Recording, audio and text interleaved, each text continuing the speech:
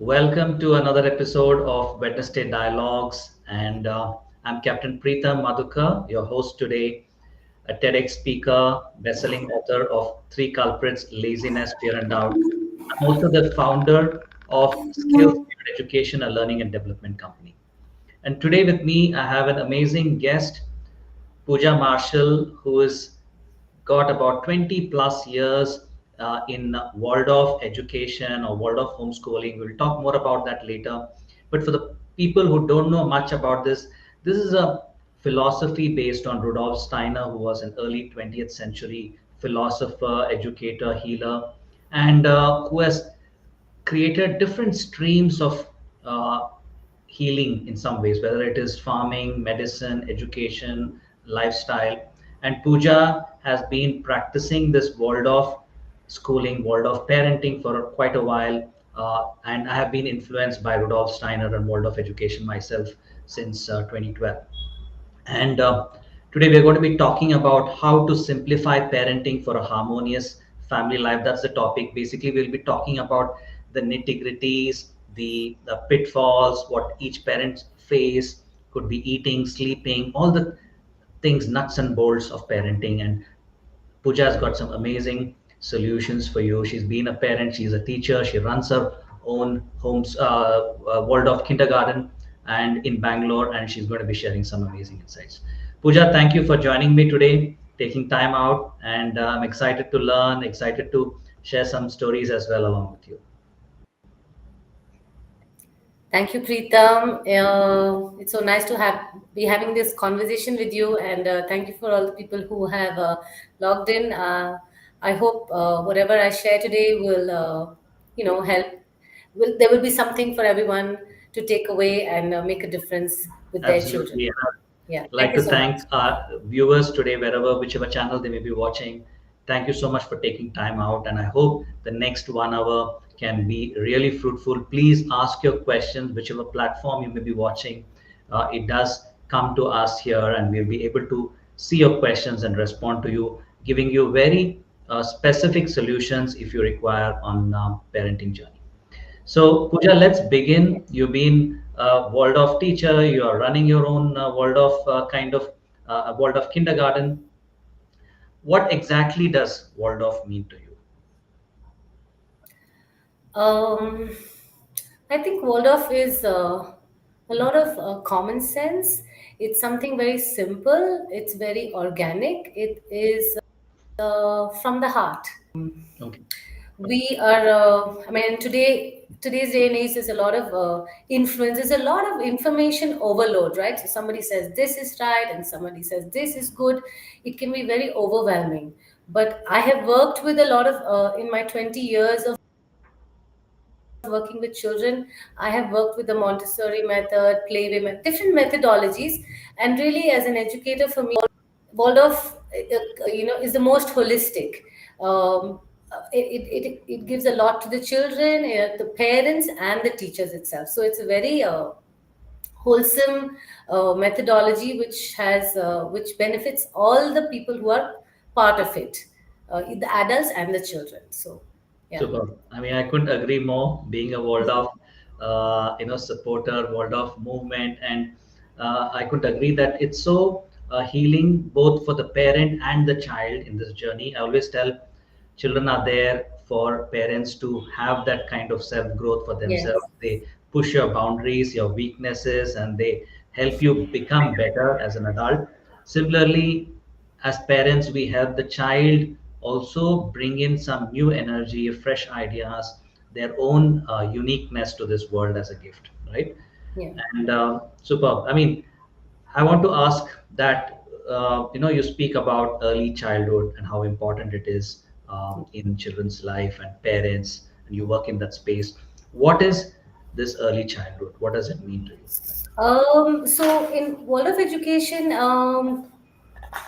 Rudolf Steiner, the founder of World of Education, he has divided a human being's life into 7 year phases. So the first 7 years, that's zero birth to 7 years, is the early middle childhood, and 14 to 21 is adolescent, and therefore again the 7 year cycles continue into adulthood. And so early childhood is basically 0 to 7 years, or 6 to 7 years, right? It is the most impressionable. And the more I work with children, the more I realize how deeply impressionable those early years are. See, the children are taking in the entire environment, right? Their surroundings like a sponge. They have absolutely no filter, right? They don't know good from bad. They just take in whatever is in the environment. And maximum learning happens in this first 7 years of life. In fact, first 3 years of life also the maximum happens, much more than first seven. So all the brain synapses are formed, the neurotransmitters are established, and what a human being learns in the first 7 years of life, they don't even learn that much in university, right? So that's how important first 7 years Yeah, is. absolutely. I think, yeah, I do agree on that because it's like I give the example of a small change in our course, like especially if you're crossing this ocean and you make an error of 1 degree, which is a very, very small in our course, you could end up on different continents in a long voyage. Right? Completely, it could be good or Yes, bad.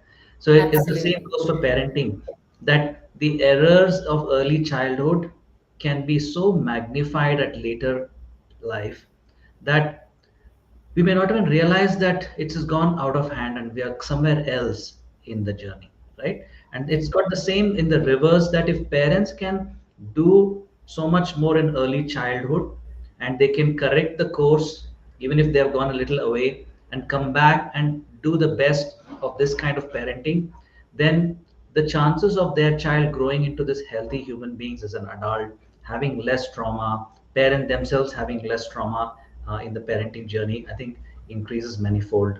What do you think, Pooja?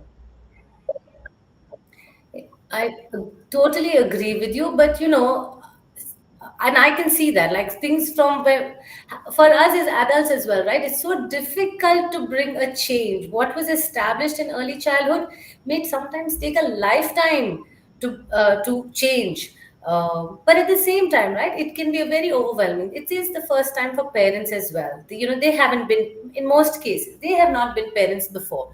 So if in hindsight they feel like, oh, I did not do this correctly, I made a grave mistake, well, you did what best you knew at that point. So be kind to yourself, firstly. And from the moment that you're aware, then work on Absolutely. bringing the Yeah, change. absolutely. I mean, you can So, always course yeah, correct, but like you said, this early yes. childhood, you have so much, it's more easier path if you can go down, if you're aware of it. And things like Yeah. Prevention is better than cure, that. right? And what about in Yeah. the parenting, journey, parents who come to you and like especially Waldorf is not so much stressing on academics as such, especially in early childhood, and parents come saying, "Hey, will my child learn this ABCD alphabets, do this maths and this and that?" And we know that it doesn't really matter in the long haul. Children do catch up. And what kind of questions do parents ask, and what kind of how do you tackle them?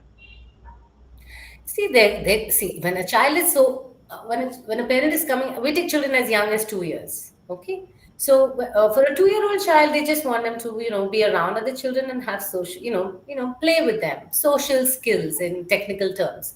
For a 3-year-old child or a 4-year-old child, then they want to know, okay, what is the activity? Are they going to learn? So I would really say that.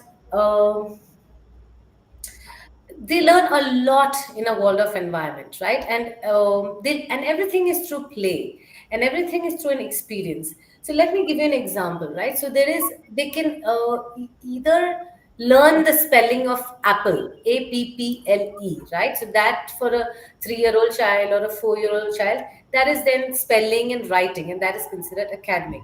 Instead, we would say that why don't you give them an experience of apple? So go to the market, buy the apple, wash the apple, slice it, share it, and Mm. eat it, right? And basically nourish the senses. So we're telling the parents that not only don't dwell so much on the academics just yet, but work on the senses, because the children are taking in the entire environment through their senses of sight, touch, smell, and so on. As for reading and writing, children will learn whatever you teach them, right? They're so quick Yeah. to pick up. So they will pick it up, but that's too much pressure on learning something abstract, right? Sure, but if they really experience an apple, then when they learn how to spell it and write it, it makes much more sense. It's not by rote. Mm. So we're very big on experiential learning, Absolutely. Yeah. right? It's like Yeah. hot. You know, your little child, how many times you said, Beta, don't touch it, it's hot, when he was an infant, don't touch it, it's hot. Mm. When did he learn hot? When Absolutely. he touched it. And from that day onwards, he knew hot, right? So the experience teaches the children much more than Absolutely. our words because they still not developed an Yeah. understanding of Absolutely. language. I mean, they are like this little Yeah. scientist in a way. They're experimentalist at heart, Yes, truly. And I remember this totally. child who was just began to crawl, and he would do like almost putting his head down like a swimming, just crawling and going away. And at one point he hit his head against the wall, and he was so startled that such a thing could even happen. His head could hit against a wall. And he looked up, what was it? And there was a wall. And then again, he took his head and again hit this head again against the wall. It hurt a little bit. Then again, he tried a little more, and again, one more hit. And this time it hurt really bad. And he was like, oh, I made a face like about to cry and realized, okay, this is really hard. And then turned and swam somewhere Yeah. else along the way, right? So kids are like that, all like how you said, very sensory people that immerse themselves in whatever they're doing. That's why you can see sometimes children are playing with the mud and sand and completely immersed. They don't know their legs are in the mud and slush. They are not even aware. They are completely in the zone. What adults would pay thousands of dollars for a course like that to be in the zone, the children are naturally there, right? And Mud much therapy, therapy or right? any therapy, they know how to be in the zone. They know what focus means. They are Yeah. the masters of focus, right? Yeah, they are because they are 100% in the Absolutely. moment. And then as we grow older, I mean, from we grow out of the young child, grow into middle age and adolescence and adult life, then our thinking and our actions and feeling are disjointed. We could be thinking of another thing and actually eating our food and thinking of, oh, I have to do these to do things and check Yeah. my list, and feeling sad about something that happened. So we're Yeah. disconnected. And then in our adult life we use meditation and other therapies to come and be in the moment, whereas little children are 100% in Yeah. the moment. In our kindergarten, when they're making lemonade and they're stirring, oh my god, you should see how lovingly they stir the Yeah, lemonade. sure. Yeah, the children are Yeah. really, they really know how to. They are true bundles of joy, like they in a way, right? And no, that's true. Yes. And before we continue, I would like to thank all the viewers who have joined us today from wherever you are, whichever channel you're watching. Thank you so much for taking time out today. I have Pooja Marshall with me, who's a Waldorf teacher, educator for over 20 years, and she runs her own kindergarten. She in Bangalore called In Bloom. I'll share a link right now. And for guests who are viewing, you can post your question in the chat wherever you're watching, and we will try answering them live here and giving you some insights and breakthroughs for yourself. Let me share the In Bloom Waldorf Kindergarten link to you. Um,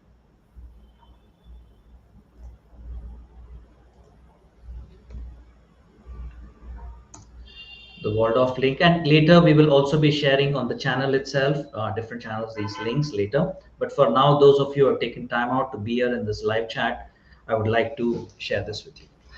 So, Pooja, continuing and giving our audience some practical insights into how they could parent better. Like you talked about meals and the stirring lemonade.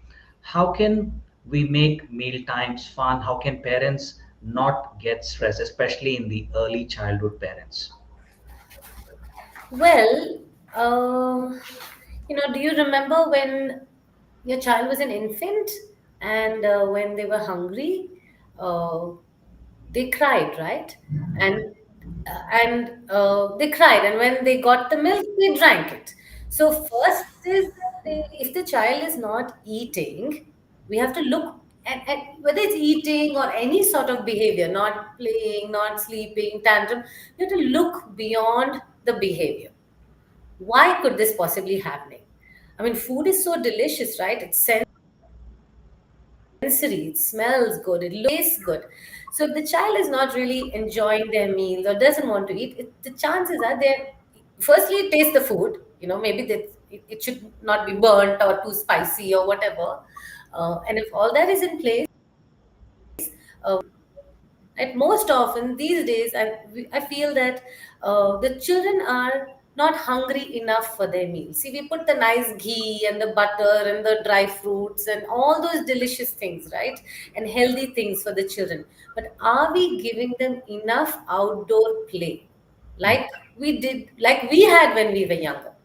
We played out the whole day, right? Yeah. So if the other children get digesting their previous meal to build an appetite for the next meal, are they playing enough outdoors that their cheeks are flushed and they're sweating, right? Mm. That's how we came home, right? Ravenous, like we were hungry, and then mama gave us food to eat, and we just lapped it up. Yeah. Most often children are not hungry.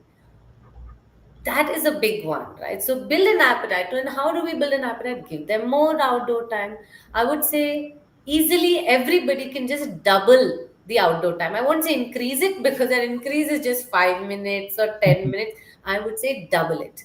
Not at one shot maybe, but some outdoor time with mama, then another outdoor time with papa, another outdoor time with grandma, nanny. Like, so adults can split the responsibility, because Yeah. for one adult to do it may be challenging. Split it so that way the child gets enough outdoor and then Yeah. comes home with an appetite to eat. Yeah. Yeah. And take their no, like, honor their no. If they turn their face away, they're not hungry for it. Don't give them too many choices. Like, this is the food, right? Also, what happens is, now an infant doesn't know that the next meal is. 3-year-old knows that there's cookies in the cupboard. So if Yes. I say no to dal rice, I can negotiate for the cookies. If I cry a little louder, I'm definitely getting the cookies. Yes. So as a family, build on healthy eating habits, choose healthy things, keep healthy things at home. Uh, because we can be outwardly not eating the cookie in front of them, but they know they can the children can they hear the rustling of a wrapper, and they know there's a candy somewhere. Yeah, absolutely. It's almost like a sense, they can spot you that you're this They and they're not can. doing that. They can Yeah. tell. Yeah. They can tell by your body language. They're very perceptive. So they know, okay, maybe she will give me something. So don't offer too many choices. Build up an appetite. Give them good outdoor time. Um, and not too much of junk food, right? So if you give them too much of sweets, then they want, or then mild food flavors in food are not delicious. Right? Too salty, too sugary, that then Yeah. becomes then they're used to that kind of Yeah. food. Like, Absolutely. yeah, Absolutely. yeah. These are something generic. Of course, each case could be Yeah. very unique, and then that has to be dealt with Yeah. differently. But yeah, this is Absolutely. Sometime back I was mentoring someone, and she had this 5-year-old daughter who couldn't give her that time, constantly probably stressing her out with meal times, not eating the veggies, and sometimes even refusing to eat a meal, right? And she was worried. I told her, don't worry. If the children are refusing a meal, nothing is going to happen if they refuse one meal, right? Next day they will wake up ravenously hungry, and they will eat up whatever breakfast you have made. And that's what happened. She said, I didn't insist this time. She said she doesn't want to eat, just little. And next day she was super hungry, no fuss, ate her breakfast and got ready for school. She was a 5-year-old or something. yes, And because somewhere as parents, it's acceptable, because we are like scared, man, are we giving food, we're not even providing a meal for our child, and the pain of emotional pain of a child going hungry. I said, you're sending them without food, that's different, but they are not refusing, because one of the beautiful things of this early childhood I've realized was helping them educating themselves on their body to know when they are full, when they are hungry, because as adults that button gets switched off if it's not developed in early childhood, and they go on to become overweight. They're not able to say stop because the parents have said, "Nay, eat another idli, dosa, roti," and kind of switches off their button of to say, "When am I full?" You're deciding when my stomach is full, right? Absolutely, Once they're yes. hungry, children will eat, like you mentioned rightly, that helping them play these outdoor games will create that hunger, create that fire, create that I want to eat another roti, another idli more, versus just shoving at them and doing it for them. Yeah, yeah. Yeah, See, what we can do is offer the food, let them choose the quantity. quantity. Yeah. Yeah. But Let keep them choose the choices like you mentioned, not like a hotel menu, but this is what we have on the table today. Maybe a weekend off day where you want to order something and ask the child their favorites. But most of your day should be the home rules or the home food, home culture, whatever is it that you want to set for your child, especially in early childhood, even more important. Yes. Yeah. See, they are small, right? So they obviously, you can't, like, they are not in charge of this. We're in charge. So we prepare the meal. This is what is there. We're all eating this. How much would you like to eat?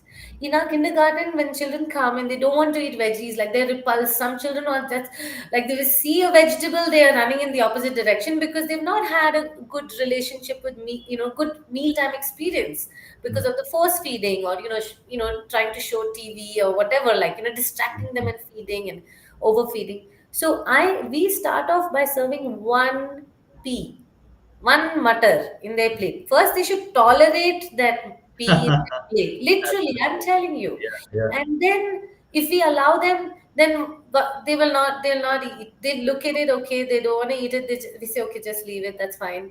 Then Mm. after a few days, they play with it. They touch it, right? And then maybe they would lick it and then put it away. Like this is over days, right? And then by the end of couple of months, they're asking for more, Mm. but they need that much time to start build because they've had a not so good experience. To they need that much time to start unlearning that bad experience and then reestablishing Yeah. a good. And it helps if others are Absolutely. eating too. Yeah. It helps if they see, children are great at imitation, Mm. young children. So Yeah. if everybody's eating, the chances are that they will also come and want to, touch it or put it in their mouth. It Yeah. helps if somebody else is also eating with them. Yeah. Yeah. Yeah. Absolutely. I mean, I would also like to request at this time any viewers who are watching to post your questions. We'd be happy to take it up, especially early childhood, below 7 years, or even otherwise. We will be happy to take this up at any point. Do post it in the comments so we can read and comment back on this. And thank you so much for taking time out for being here today. And continuing, Pooja, like you mentioned, that 1P, I think it's a brilliant idea. And kudos. And I tend to generally advise such a thing to parents as well. That parents who are refusing, at least give them that one veggie. Tell them, okay, you don't have to eat anything. Just eat that one cabbage, one pea, or whatever it is. And I've seen children coming back to their mother or father and saying, hey, you know what? My muscles are growing. I can see that now. After 1 p.m. it's growing strong. And soon, like you mentioned, if the parent is patient, patience is really tested. Parent is patient and consistently follows this and giving them one veggie or two, and then the child starts to eat more and more, become familiar, like you rightly mentioned. So, So I want about the serving size. You can, also in the kindergarten. So you can either say on the Goldilocks story, right? You can say, do you want a Papa Bear serving, or a Mama Bear serving, or a Baby Bear serving, or a fairy drop? brilliant. Yeah, I really like that. I think making this story Yeah. and fantasy world, especially for young kids, is brilliant. I think it really makes them connect. It's no longer some mundane thing they're doing. It suddenly becomes very magical on their plate. I Yes. think this is a brilliant thing. Something, I mean, I learned something today. A brilliant. Yeah. I hope the parents are having some amazing time learning a lot of tactical things for your child, especially for eating challenges. And another thing, Pooja, I want to ask is, because media has become such a big thing today, I can see parents are struggling with their children, so they just give them the phones, switch on the TV. What are your thoughts on that? Um, well, children don't really need any screen time, right? I can be as that is the clearest way I can say. Yeah, child below 7 years does not need any screen time, but it exists in our environment. We can't raise them in a bubble, so a video call with grandparents is a way to stay connected. I think to that extent is fine. But what typically happens is, because okay, firstly they say it takes a village to raise a child, and here we are taking on this task of a nuclear family raising a child. Is already a very, very difficult task, right? Parenting is very hard in today's times. But it's good to slow down. One parent can, have a very steaming career. The other one can, be more focused on the child, or however they want to share the responsibility. Else, what happens is the screen time is used, media is used as a babysitter, because both are busy. So then, how do you keep the child in one place and away from danger? By putting them in Mm. front of a screen, right? Uh, but really, it is inappropriate. It is dull. It is sedentary. We can also feel that after, I don't binge watch, but I know that when people binge watch shows, after that they don't feel lively. They feel dull, and they have eaten excessively or whatever. That's an adult issue. But I know, so that's one thing. The content is inappropriate. There is no social interaction for the child, right? They're not engaging with somebody. They're just receiving. Sure, they may learn a thing or two from the screen, but if you turn it off, then they're going to you touch something, do something, learn much more if you turn the screen off. So that would be really good. Also, what happens is, because they are sitting for so long and watching the media, that energy is like, like a little pressure cooker, right? So it's there, it's there, it's there, it's there. And when you turn it off, then there's like a outburst, and then the child starts being hyperactive. And then, I don't like to use the term hyperactive for children, but the energy is not evenly channelized, right? So it's coming out in spurts, and therefore it's not manageable. And then the parent wants to again put the screen, because it can't manage this energy outburst of energy. So that would be something. And also, see, in a screen time show of half an hour, or say 15 minutes, the hen lays an egg and out, then some more chicks come out, and then the happy hen and family and chicks go for a walk, right? This entire thing happens in 5 to 15 minutes. But in real life, this doesn't happen in 15 minutes. It takes a long time. So what happens is that overstimulation of screen time makes real life feel like it's very dull and boring. The child always seeks overstimulation, and in early childhood, it could be screen time, and later they may seek other things for overstimulation, because they don't know how to just be. They don't know how to get bored. They don't know how to deal with those things. Um, and I mean, there are so many things. I can have a whole Wednesday dialogue on that. Yeah, I think because that's obviously a big beast to slay, Yeah, and it's and big. adults also struggle with it so much.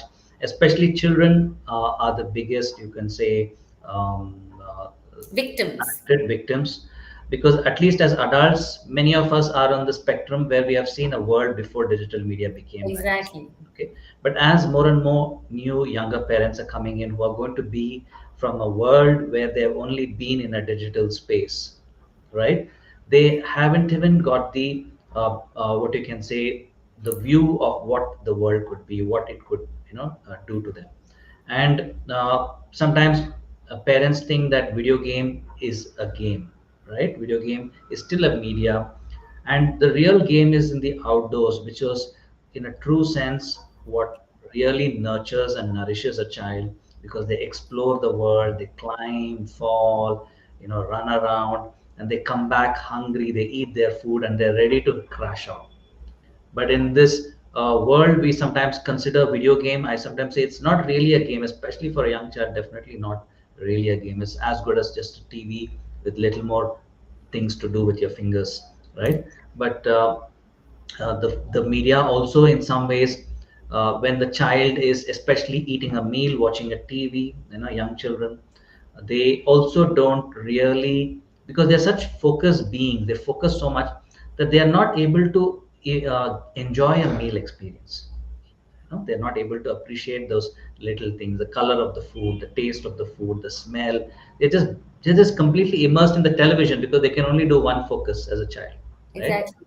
And that creates a little more challenges on the food issues that we spoke about earlier as well. It creates huge challenges. Yeah, They don't know what they're eating. So yeah, when they come to the kindergarten and and they open that, we serve meals at school. When the plate is placed in front of them, they're like, oh my God, what is this? That is the expression. They've never seen this stuff before. And they okay. have to touch it and they Uh, have to put it in their mouth because the whole time they were just, their mouth was open, it was being shoved. yeah, yeah, yeah, They must know they're eating potato for potato, yeah. What potato tastes, carrot looks feet. like. Yes, Absolutely, yes, they must know that. absolutely. So, The so joy of but the all, meal. Yeah, yeah, and again, like, how do okay, so that's a big beast to slay, of course, but where do we start? It is never the children's, it is never the children's onus. Who started the screen time yeah, for them was to take away the screen, to reduce the screen time. So if we say no to read, give them an alternative, which is our time, right? If we use that as a babysitter, we switch off the babysitter, then we have to be present. We have to be able to take them to the park downstairs. We have to be able to, do some house chores together. However, wash the veggies or sort the groceries. Involve them in those things, which means that I have to, as a parent, reduce my dependency on media and get working with my hands, yeah, right? You have to do something, however simple it is. You don't have to create art and do all the things that Instagram shows us about engaging the child in, with pom poms and colored rice and shaving foam and all those activities. That's overwhelming. Just yeah, start with stuff around the house, yeah, very simple, yeah. right? And Involve them. If I you think, can't think of something, take them to the park, yeah, absolutely. nature Talking time. about Instagram, let me just share Pooja's Instagram. She runs a wonderful Waldorf kindergarten school in Indranagar of Bangalore. And if you're interested, do reach out to her. Her Instagram page is there. Follow the channel. I'll be sharing my own channels a little later, but this is Pooja's channel on In Bloom Instagram. And we're having some amazing session here. Pooja has been sharing all the insights parents can go do for takeaways on their food meal times, mealtime practices that parents can do for their child. Pooja, coming to another issue of which parents, I mean, these are the big ones, especially in early childhood. The second thing after meal time is sleep time, right? And that's another thing. Sleeps have gone completely off timings now. We're no longer sleeping with the sun, waking up with the sun.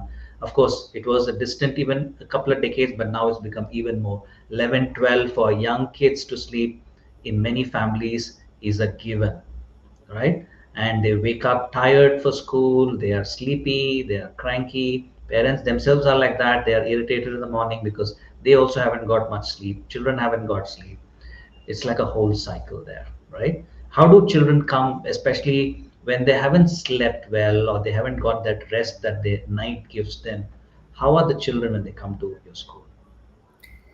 See, they are like as if they're jet lagged, right? They're in a completely different time zone, right? So either they cry themselves because they don't feel well in their body, like their head may hurt, or they can't verbalize, right? So obviously it's a physical discomfort. They feel heaviness and they don't have an appetite, a good appetite, the internal organs are really not functioning at their optimal level. So growth and development is not going to be as it could have been if the child was well rested. So either they cry a lot and or they make the punching and poking and fighting and grabbing. They're like, like edgy.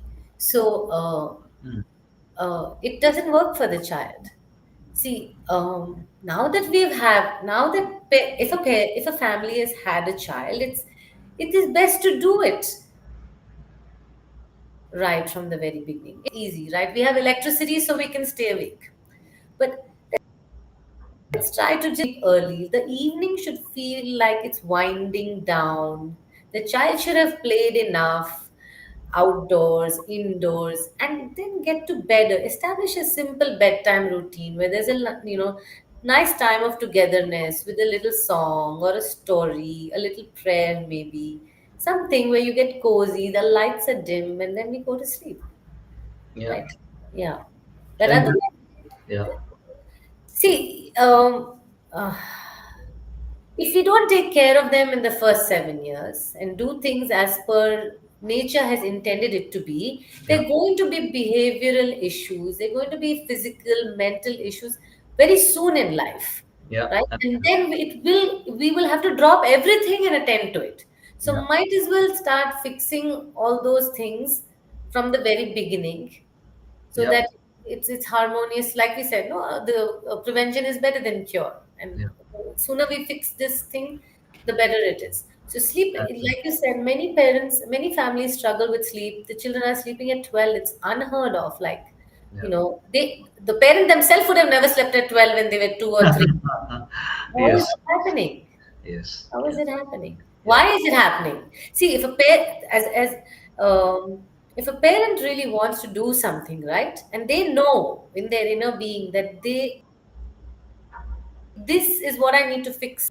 Nature has given them that instinct, parental instinct, right? So they know what has to be fixed. If they put their full focus on that thing, they have the answers in them. They don't need you or me to tell them what has to be done. They know their home, they can fix it. Suggest is, now we're talking about sleep, we're talking about food, we're talking about media. Don't take on everything on one day. Just pick on one thing, work on it for 3 to 4 months, yeah, right? And mom and dad can have contradicting views. It's healthy, but discuss it, resolve it, come to a decision, and then bring it to the child. All the adults should be on the same page. Otherwise, what happens is we're arguing, and that's not nice. We're blowing hot, we're blowing cold. One day we're doing this, one day we're not being consistent. yeah, So absolutely. I think yeah. rightly so. And one of the things, like you mentioned, that children who, like, if you're not helping them live a good, healthy lifestyle in early years, give them a kind of a rhythm or routine. What I've seen, since I work with children who are more in the 15 plus segment, the teenagers, right? I can see them, the parents are fully, like you mentioned, giving up everything now, focused on children. And I know that it is coming from the early childhood, right? And one of the reasons I took that was a space which is difficult to handle, because the children are teenagers, no longer willing to listen to their parents. Whatever parenting is theoretically had to be done is over, right? And after that, it's more challenging. So, and most of the time what I have to do is go back to their early childhood, create, restructure, reframe their sleep, and help them with those kind of patterns to eat well, sleep well, simple things which could have been done by parents. And I also must add that it's really not the parents' fault in some ways, because many times when I speak to parents, they were simply not aware of it. They were simply, nobody told them that this also we need to take care. We thought it was okay because everybody around us were doing it, and many times when we bring it, they're like, well, okay, now I'm going to do something about it, right? So in fact, the reason for having these kind of sessions here is to keep educating parents, and my other, high performance that I talk on, procrastination, other things. So people who have taken time out today, thank you so much for being here. Please do follow this channel wherever you're watching this. Give this a like, give this a share if you enjoy what you're watching. We still got some more time left before we wrap up. Do leave your questions as well in the comments, and I would be really happy to take that up. And Pooja, I can ask Pooja as well. So continuing ahead, Pooja, and sleep. And I know we emphasize stories, especially in Waldorf, and how important stories are, and what beautiful sleep it can give children. What's your take on that? Stories are wonderful, right? Even for adults, we love to hear stories. Um, and it actually transports little children into their own fantasy and their imagination, right? So if I were to tell you a story about my own when I was a little girl, and it was my birthday, and then I wore this lovely with frills and flowers. For the children, they're like all starry eyed. They're like creating those images in their mind, and they're actually living that story. So of course it has these benefits of language development, imagination, and keeping the fantasy alive for them, right? That's wonderful, and it's a great way to bond with the children for the parent. And yeah, there's so much said about stories is Stories, I think. Yeah. One of the things I get asked is, how do we tell we don't know story? Should I read a book? I said, great, go ahead and read books, no doubt about it. And sometimes just make up some stories along the way. Don't have to be a great storyteller. You don't have to make it all magical. I said simple things. In fact, I just remembered one the story where one of the parents was struggling to get her daughter, 5-year-old daughter, to sleep early, and she was like, no, I want to sleep late. And coincidentally, she also mentioned to me that she wants to grow her hair long. Okay. So I said, great, why don't you make a story on that? I say, the moment you go to sleep, tell the hair fairy is going to come and keep pushing the hair outside a little by little. Right? And she was like, oh, is it? Yeah. I said, the hair fairy is going to come and keep pushing your hair little by little. So the more you sleep, the more the hair fairy can push your hair out. Right? So then after that, she was like, hey, I want to sleep as much as I can and go to bed early because I want long hairs. So, yeah. I mean, So this is on, right? Just make up a story. They're not going to verify it and, ask for facts, figures. Take something from your childhood, mix and match, create some fantasy. And many times children will point out, and I remember telling these to these 10-year-olds when we were running the homeschool, and I would tell them some story about some mermaids and some beasts and monsters in the sea. Being a sailor, we would tell some tall stories, and the children would remember. Next time I told a story, but Preetham uncle, you mentioned that person's name was this, and now you're telling something else. And I would have to correct myself and find my way back. I said, correct, correct. That was the correct thing. So children will sometimes correct you. It'll be fun time. So I think this habit of storytelling at night can be a really beautiful moment, bonding for the parent child, right? Today, parents say we want to have a better bond with their child, but don't lose this opportunity, the mealtime conversations, the story time during bedtime, right? Because all of us are working. So at least these two can be golden moments, I think. yeah, they definitely can. As for stories, of course, and like you said, children will remember because the story is real for them, right? So we can cook it up, but and the younger the children, they will ask for the same story Yeah. again. So it would be really nice if we can remember what we have said, so we can repeat it, because they get very upset if it doesn't go the way it went the previous time.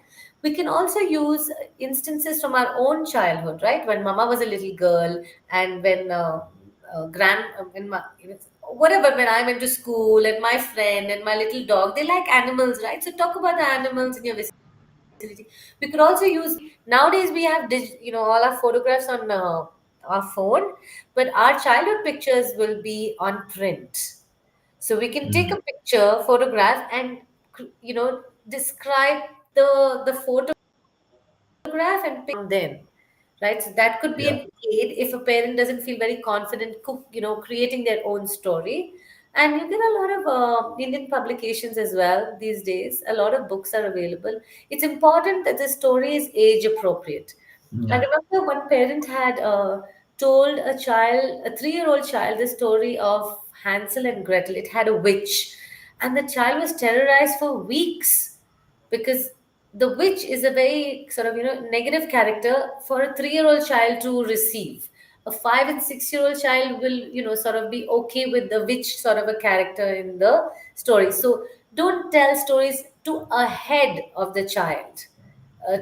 child's age. So be very mindful that the story should be age appropriate for the child. Yeah, Yeah, I agree completely. child, they I think need it's to. a good point you raised about the age appropriateness of child, because I didn't mention that, and I think that's a good point, because having that kind of right story, keeping it more simple, playful, not really bringing any big villains there, which can be more for older children, older adults, maybe after their 6, 7 schooling kind of years, and early childhood, keeping it very, soft. That itself is like very sweet world kind of a thing, and I think that's very important to do that, especially in early childhood. Yeah. I think one of the cartoons that I would recommend, if at all parents have to watch, is Winnie the Pooh, and which is a very soulful, very simple videos for parents to, especially for these young kids. If at all you have to watch something for that 15 minutes, half an hour, then that's a beautiful kind of a thing. Very warm kind of a person. Yeah. Yeah, it's nice, it's harmless, right? It's Simple. just so Yeah. simple. Like, oh, yeah, and So, what yeah. about coming to another topic? You talk about um, uh, the subtler aspects of how to create impact in a child's life as a parent. You talk about those 5 things, 5 elements. Could you share some thoughts on that? Um, yeah, see, of course, there are these, the things that we just spoke about: meal time, social media influences, and um, sleep issues and things like that.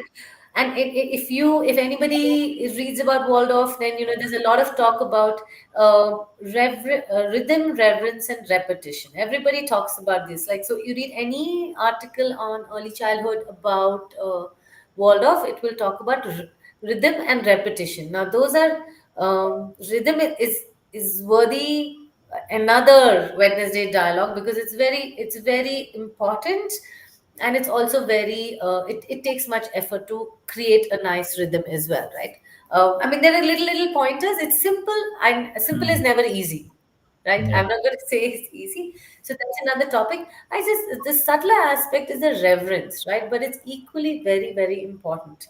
Like, now when we say reverence, we I just looked up some synonyms, right? So deep respect, devotion, gratitude, these are the things that come to our mind, because this then teaches the children about values, right? Honor, respecting, for instance.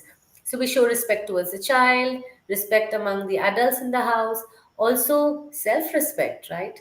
So, of course, we can very lovingly talk to the child, but on the phone, I'm talking to my friend and I'm like, complaining about my spouse.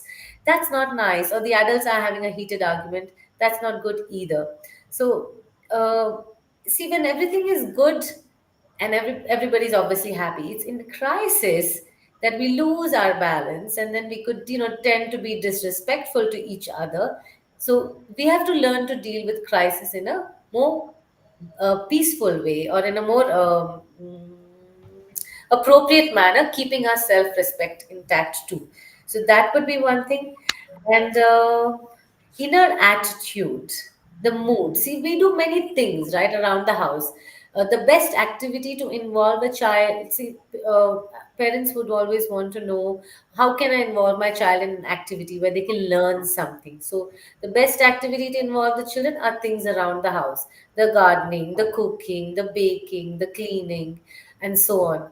All educational concepts can be brought to the little child through things around the house. We don't material, because we have enough at home. But when we are doing our work, how do we feel about it? Now, just because somebody says, oh, baking is a great activity to do with your little one, then I decide to do baking with them. But actually, I detest baking. I'm going to go ahead to do the baking. Child is not going to be drawn to that activity. They're not even going to learn from it. Is that, no, this is not enjoyable, and then they may have that attitude towards whatever they take up in life. So the children are very close, they're very perceptive. They may not have language skills to question us, but they know if I'm truly enjoying the work that I'm doing, however simple it is, Yeah. then they are drawn to it and they learn that I should do my work with devotion. Yeah. An example I would like give you is during the lockdown, right? Many of us, it was not easy for many of us. We had to do the house chores, we had to do the office work, we had to look after the children. So, while making the chapatis, I'm like, why do I have to make, if that's what I'm feeling inside, I have to make it, and then nobody's helping me, and I'm, all like, it's not showing on my face, but that's what I'm feeling inside. And the children learn, they pick up on that. They're very, so the mood with which the adults are working is very, very important. Yeah. Difficult times should be taken as an opportunity to learn. And if we see the abundance in our lives, then children absorb that attitude and they develop a sense of gratitude towards whatever they do. They Yeah. don't have to become chefs and things like that when they grow older, but our attitude towards our work, our commitment, our devotion, even if it's a simple thing around the house, Yeah. I'm doing it for my home, my child, my family. We do it with that, then the Yeah.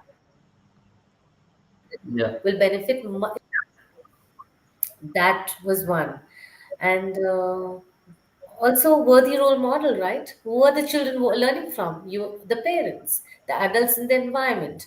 So, see, we are here to teach the children about the world, ABCs, one, two, threes, colors, shapes, and the worldly ways, so to say.